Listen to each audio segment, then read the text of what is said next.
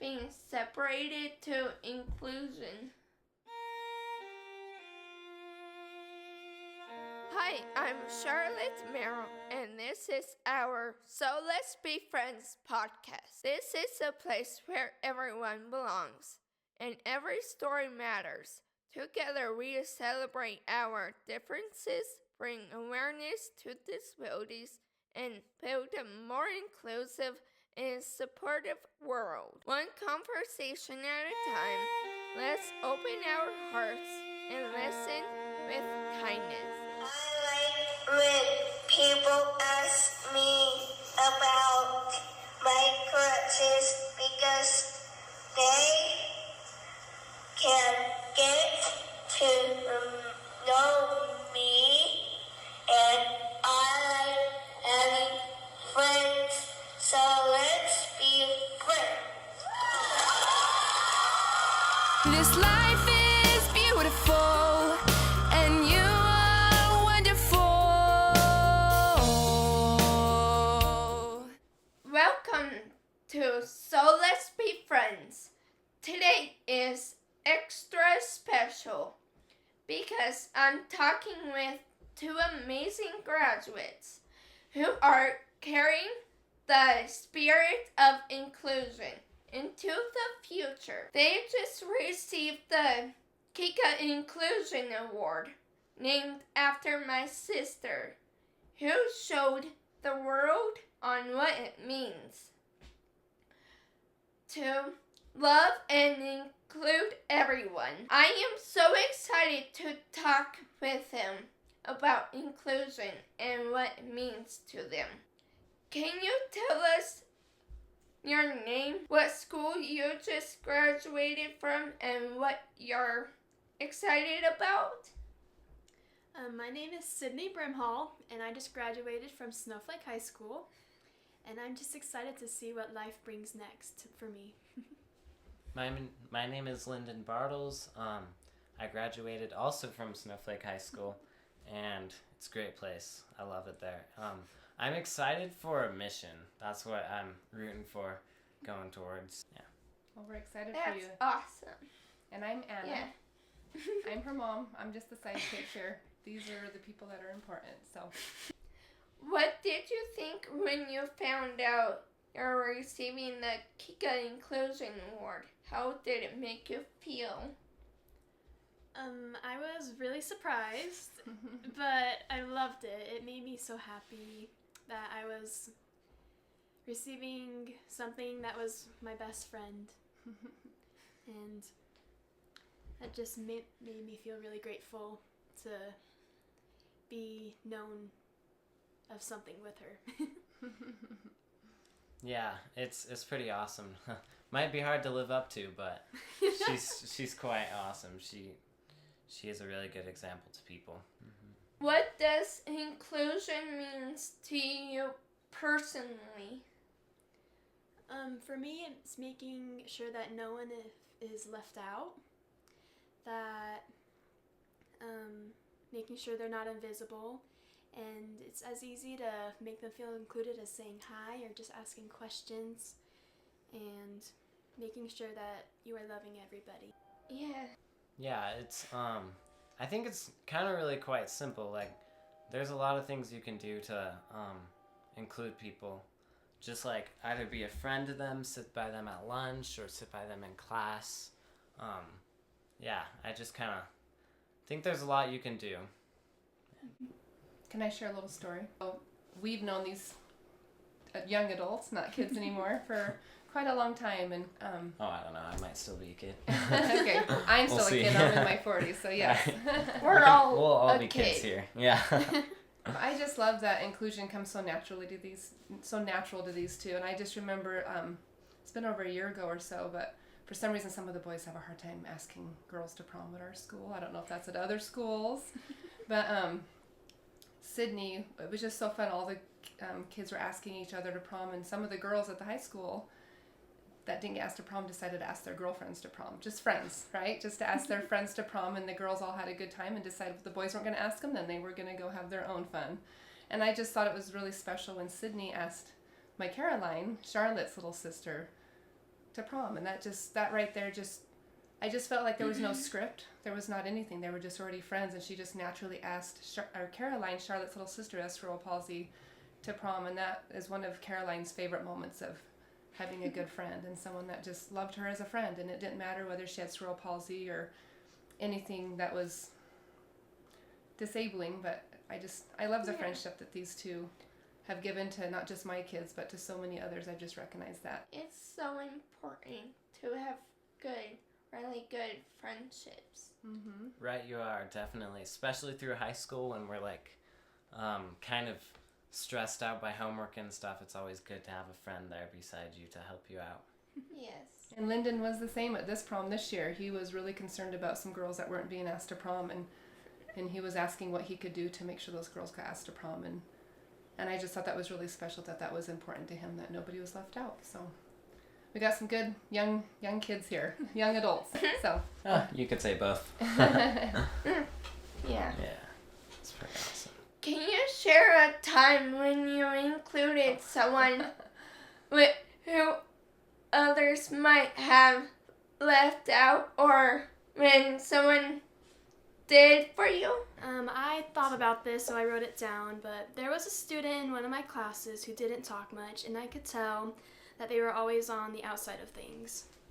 I made a point to sit with them, to talk to them, and to bring them into conversations. Later they told me that meant more than I realized, but I've also had people do that for me, especially Kika, when I would just sit quietly and she would always stop whatever she was doing and ask how my day was, and that was a big inspiration to me.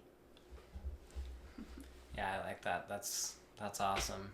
Sometimes you can just like go up to people and say hi to them, and it makes their day, makes it all the more better and happier. I'm trying to think of a time. I don't know. I'm pretty sure there's a lot, but not off the top of my head. But I do like to like kind of try to. There's like different groups, different friend groups that I'm in, and I like to try to include all the groups together sometimes, just to like put them all together and like have them all at once. Mm-hmm. Even it just makes it more fun. I like that.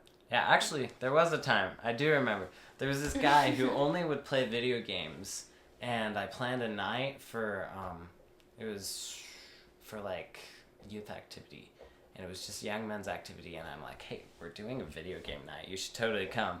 And he came, and he had fun. It was great.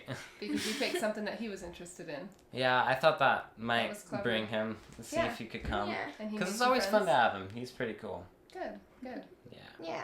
Thank you. Why do you think it's important to make sure everyone feels belong, especially at school? I think kind of going back to the like, during school, you have a lot of stress on you. You're focusing on math, homework, all sorts of crazy stuff, and it's always important to like have somebody close to you, or someone you could talk to, or someone who can help you in those times. It's definitely a place where you need to feel like you belong and feel that you are seen, because that'll make the whole difference of what school means, or like how you can make friends, and that is what makes the big difference in your life. Most definitely. Yes. What are some ways other students can help build an inclusive school or team, even in small ways? Like Lyndon said earlier, just saying hi, going to lunch, and just trying to find the little things that will include somebody. I like that. Yeah. I know so much of the time we're kind of almost wired to focus on like the negative things in life, and if we can just kind of focus on the positive and just don't focus on things that people have, like disabilities and stuff. If we can focus on the good things about them, then we can be much happier in life, and it just kind of makes the world all the more better. I like that. Instead of focusing on the disabilities, maybe focus on people's abilities and what they can bring. Yeah, because there's so many cool abilities people have. Like, Yes.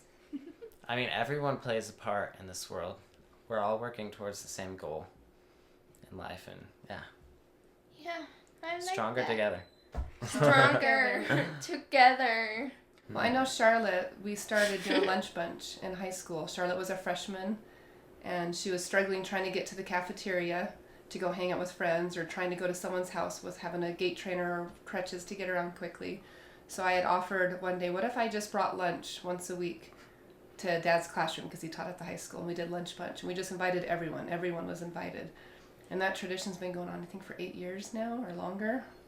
And everyone knows, even teachers, it's fun. The principals even showed up before. Ever since I was a freshman? Yep, a freshman, and you're 21 now. And so we would do lunch bunch every Wednesday, and I plan on a meal every time for at least 30 people. And I like what Lyndon said earlier, he pulls all the groups together, and that's what that lunch bunch is. There's several special needs in there. Do you guys use the word jocks anymore? Sports guys. Yeah. There's whatever you want to call whatever group. It's just always been really neat to kind of, because I don't get in the middle. I just kind of stand back and observe, or I'm serving the food. I'm trying not to, doing my thing as a mom, just bringing the food in, and I've just always loved, and these two are ones that would come a lot. But it was neat to see the groups gather and the friendships build. And yeah, we had anywhere from 24 to 30 kids pretty much almost every time, and sometimes more. And tried to never run out of food. But it's neat. It's neat to see friendships created from just gathering and pulling those groups together, you said. So yes. She's a pretty good cook too, so. I've made a few huge mistakes. There's some lunch bunches that were like, But thank you. I really tried to cook well. Everything I had, it was great. Oh, thank you. It was fun though, because I like how you did that, because I could invite people who just kind of sit alone or something. Mm-hmm. Yeah, it's a space for very everybody good to go idea. and invite each other. Yeah. Yeah, well, thank you. Thanks. Super fun. Awesome. How do you hope to carry this spirit of inclusion into your next chapter? College, work, or wherever you go? Me personally, I want to be someone that includes others and notices them. And then, sorry, I wrote this down because I was thinking about it. But also the one who always makes room, who welcomes, who reaches out. I think the spirit of inclusion lives in everyday choices, and I want to keep choosing that in every space I walk into. Inclusion isn't about grand gestures, it's about consistency and kindness. That's beautiful. People know what they're going to get from you when they see you. Yes, I love that. I think that hits it on the ball right there. That was really good. Dang, that's awesome. I don't know what to say. It's... Well, just on your mission, you're getting ready to go on a mission. And if people don't know what a mission is, maybe tell them what a mission is. Oh, a mission is the best thing ever. So basically, what you do on your mission is you include people. Yeah, pretty much. Mm-hmm. It's basically what we're doing here. Inclusion. Yeah, you include people to share about this amazing message of the gospel. Mm-hmm. Yes. And it just kind of, just show them, give them maybe something, a hope, I would say, and something to look towards and help them in life and stuff. You're going to be doing it for 2 years. We'll see. Yes. Yeah, definitely 2 years, but yeah. Hope I can say words. Spirit definitely helps.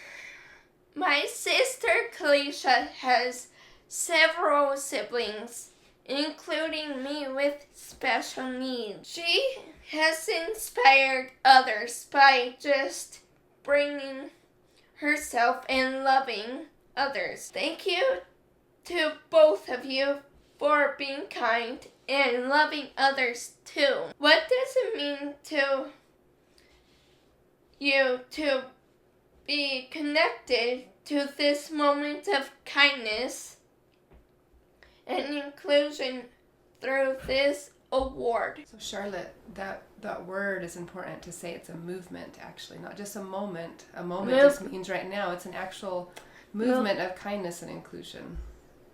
I got it mixed up. It's okay. That's what we're here. We're learning from each other and supporting each other. But I just really think it's exciting that it's the youth of today that are going to be part of this huge inclusion movement.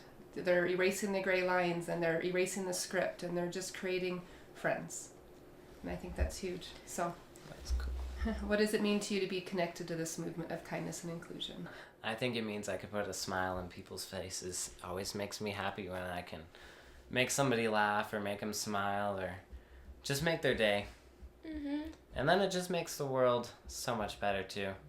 I thought about this too and wrote it down, but it means everything Kika was inclusion. She was joy and compassion and this spark that lit every room. She didn't have to try to be kind. It just poured out of her. Being part of her legacy feels like a promise to keep seeing people the way that she did and to keep leading with heart like she always did for me. That's special. Or with her heart, yeah. That's cool. And she's talking about her in past tense, but she's still around. She's just on her mission in Europe right now. So to us, it's kind of past tense because we don't get to see her every day like we're used to. It's been hard to have our Kalisha gone. But she's doing what she does best over in Europe right now and loving the people over there, and in Germany, learning the language and serving those people and creating inclusion. And so we're grateful for that. She's an awesome sister. She's an awesome sister. And we're grateful for these awesome friends. Yes. So. She's got a good light about her. And did you know, speaking of light, this is one of my favorite things, and I love when people understand this, because it's taken me a while to understand it, but when you let your light shine, you allow others to let their light shine. And so when he says that he loves to make people smile, when you walk into a room, even if you've had a bad day, if you just smile, you let your light shine, or you use a talent, one of your talents you have, and you do that, you allow others to let their light shine and to smile. Does that make sense? Yeah. And by you guys doing this today, you're also, because it's vulnerable, it's a little bit scary, right? But you're shining your light and sharing yourselves to other people, and it's going to help people that are listening to be able to continue to share their light, because you've allowed them to share their light, because you're sharing your light. What would you say to not only younger students but others as well who want to be more inclusive but don't know how to start? Ooh, I would probably say I would probably encourage them to maybe be a friend to them, and then show a good example to them, and then it would show them how to include people and stuff, and just do that. And I think a lot of ways to include people is just kind of going out of your way and your comfort zone, and just being able to make somebody smile or happy. Yeah. Well, he did it. He talked about it earlier. He found out what somebody liked and planned an activity of something that they liked and invited them to it. I thought that was clever. That was smart. And then he made a good friend with them after. Yes. Yeah, it worked. Well, you did exactly fun. that. You went out of your way, got out of your comfort zone, right, and found out what they liked. I think that's huge. Yeah.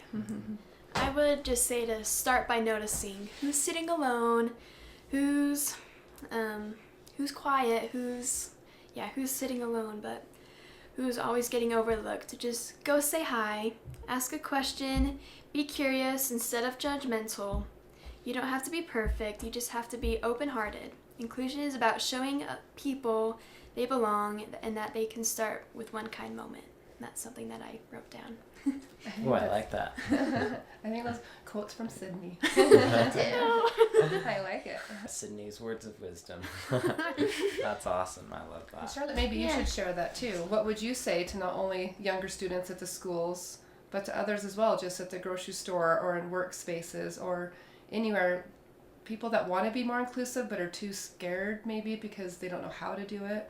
Like, your favorite thing is to say, ask me about my crutches. Like, don't be afraid of me. Just ask me. Ask me why I'm walking with these funny things, right? Yes. So what would you tell people? Where should they start? Because you do have a disability, so you know, and what would you want people to do?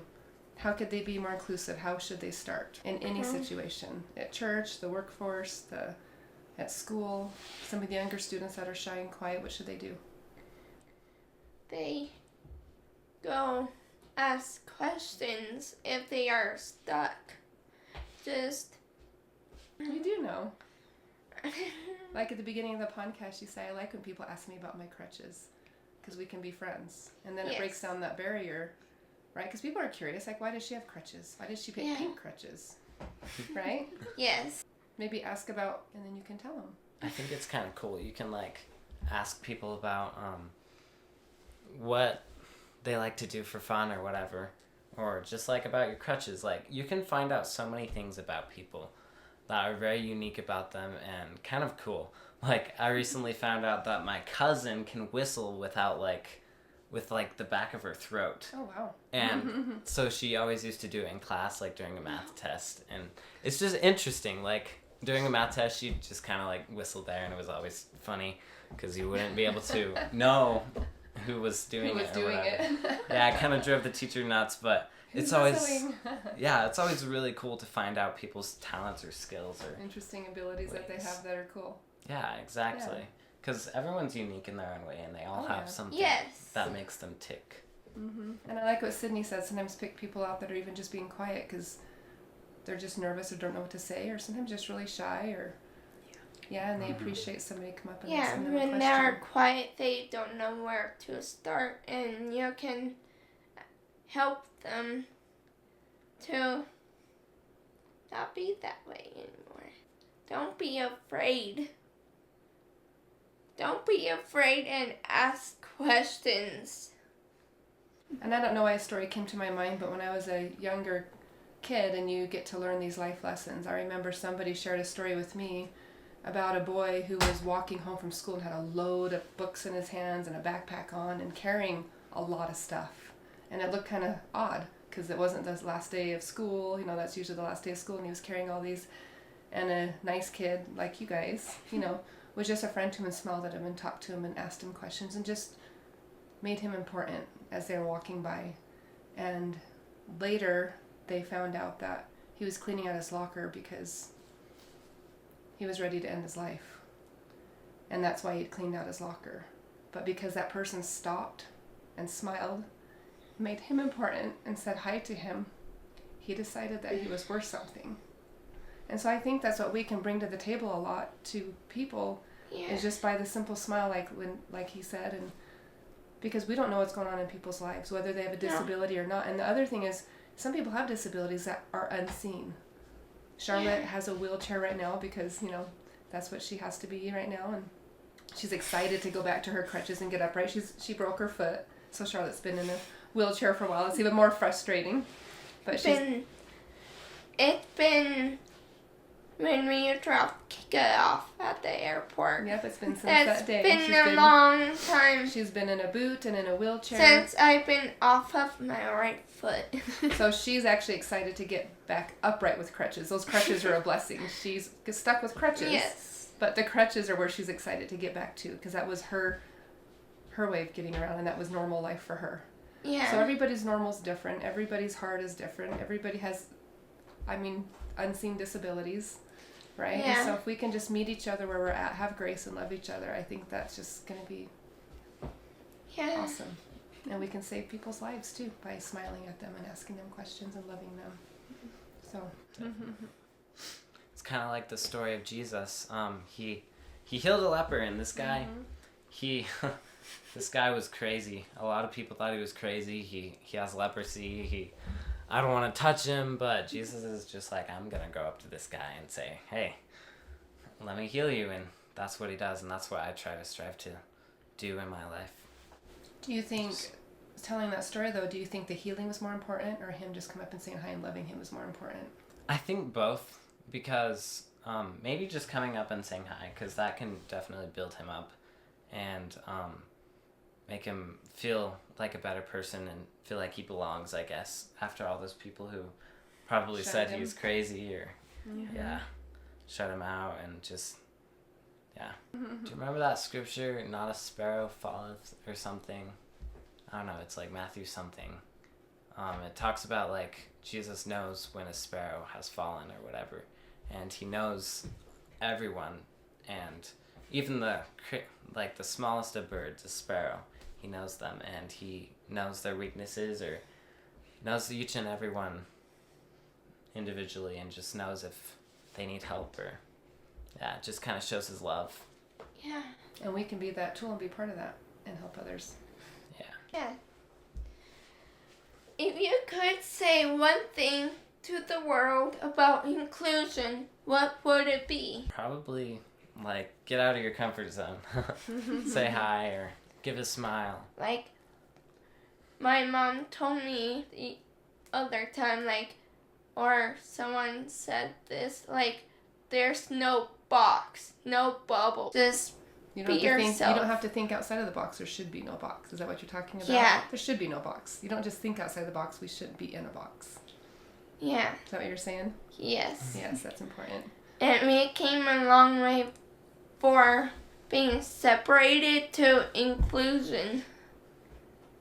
And the world did hurt long time ago, but now it's coming together, but very slowly. Very slowly, and it takes every person to be a part of that, doesn't it? Yes, it does. I feel like that inclusion makes us all better.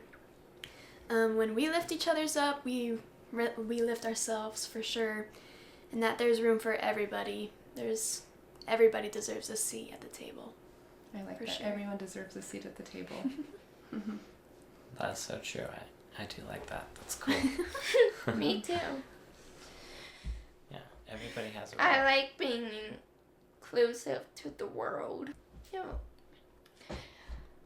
Thank you both so much for being here and being leaders in kindness and inclusion. I know my sister, Kika, is so proud, and I'm so proud of you too. I love you. You remind us that every act of friendship makes the world better. Let's keep the spirit of inclusion alive together. And like I love to say, so let's be friends. So let's be friends. Always and forever. Yes. That's awesome. thank you. Thank you. Thank you. Thank you.